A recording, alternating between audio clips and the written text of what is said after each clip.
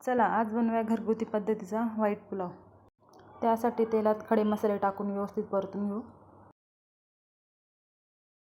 परतल्यानंतर उभा चिरलेला कांदा टाकून व्यवस्थित परतून घेऊ।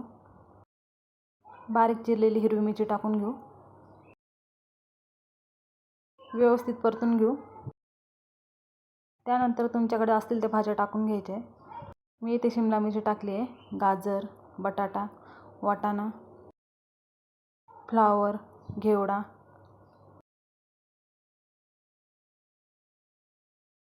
आणि हिरवेगार वाटाणे वापरलेले आहे।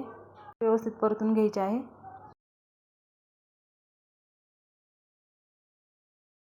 परतल्यानंतर त्यात आलं लसूणची पेस्ट टाकून घ्यायची आणि व्यवस्थित परतून घ्यायचे।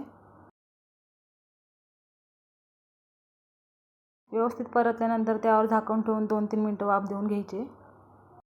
2-3 मिनिटांनंतर झाकण काढून घ्यायचे। आता पुन्हा एकदा व्यवस्थित परतून घेऊ। त्यानंतर धुतलेले तांदूळ टाकून घ्यायचे। मी इथे जिरा राईस 1008 तांदूळ वापरलेला आहे। आता तांदूळ व्यवस्थित परतून घ्यायचा आहे। तुम्ही बघू शकता तांदूळ आपले व्यवस्थित परतून झालेले आहे। त्यानंतर गरजेनुसार पाणी टाकून घ्यायचे।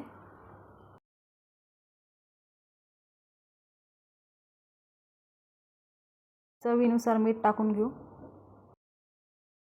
मीठ व्यवस्थित मिक्स करून घेऊ। त्यानंतर कसुरी मेथी आणि बारीक चिरलेली कोथिंबीर टाकायची आहे।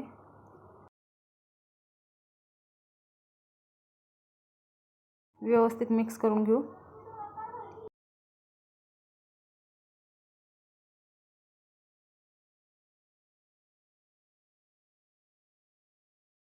त्यानंतर झाकण ठेवून भात शिजवून घ्यायचा आहे।